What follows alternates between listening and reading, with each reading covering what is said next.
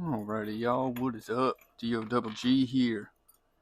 Got some spinnerbait tips for y'all today. It is fall, so you know what that means. It is a double willow time of year, triple willow, all that. They're chasing threadfin, pushing at the backs, all that good stuff. There's a couple tricks you can do, especially when them fish get shallow, to help your spinnerbait come through cover a little better, as well as, in my opinion, I think give it a little more, you know, natural presentation, a natural look, especially on these high pressured lakes. Little stuff like that makes a difference. Um, so first and foremost, I've got a trick for y'all, but it is not a end all be all of being able to bring your bait through cover.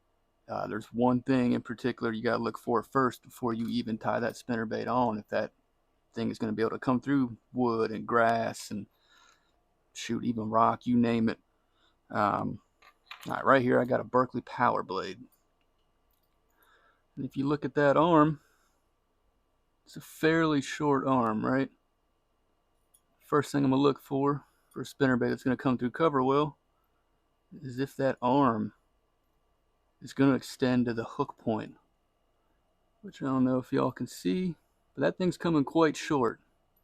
So first impression, that's an open water spinnerbait.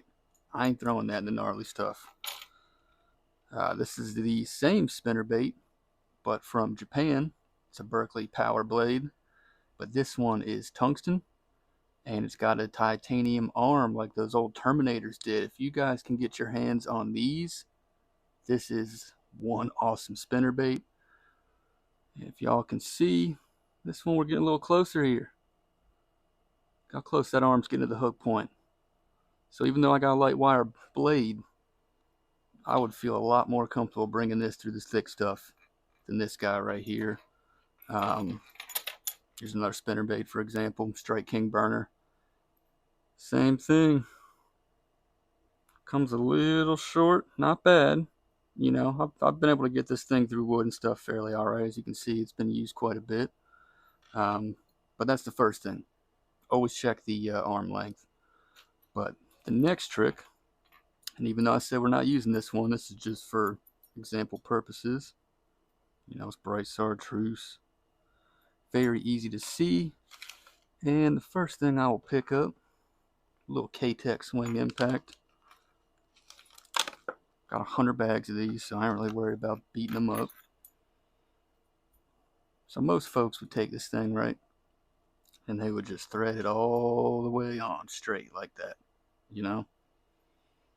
For example purposes, we will do that so I can show y'all what I'm talking about. Get that sucker on there.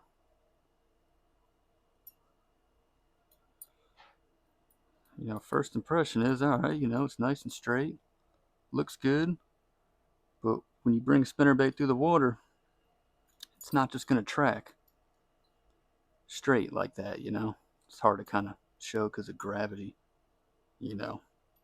hindering this, but, it's not going to run straight. It's always going to run at an angle, and it normally runs at the angle that part of the arm is at. And when that happens, you've got your trailer kind of protruding out from the bottom of your spinnerbait. That's how it'd be looking in the water, running. It's worked for years. You still get bit, all that, but I've got a big exposed hook, and in my opinion, I've got a trailer that looks a little weird, a little wonky. So what I like to do, I'll take this guy off right here, and I'm gonna almost Texas rig it. For any of you JDM fans, I've noticed that the Bass Puzzle grass piece, they've been recommending threading your trailers like this. Stealing my idea. But right here, that's a lot of how I want to get it, All I'm going to do, same thing like rigging a plastic worm. Figure out where that sucker's going to go in. I'm just going to kind of leave that hook point barely poking out. So now what I got, hanging off your rod tip, yeah, it's going to look wonky. But in the water, now you've got less hook point exposed. You know, if that thing wants to roll over some wood, I don't have this big wide gap ready to snag it. Same thing for grass. You know, yes, you'll still get some grass on it, but it's a lot easier to snap it out this way. And then just for how it's going to run the water, you know, that looks a lot more streamlined, looks a lot more anatomically correct.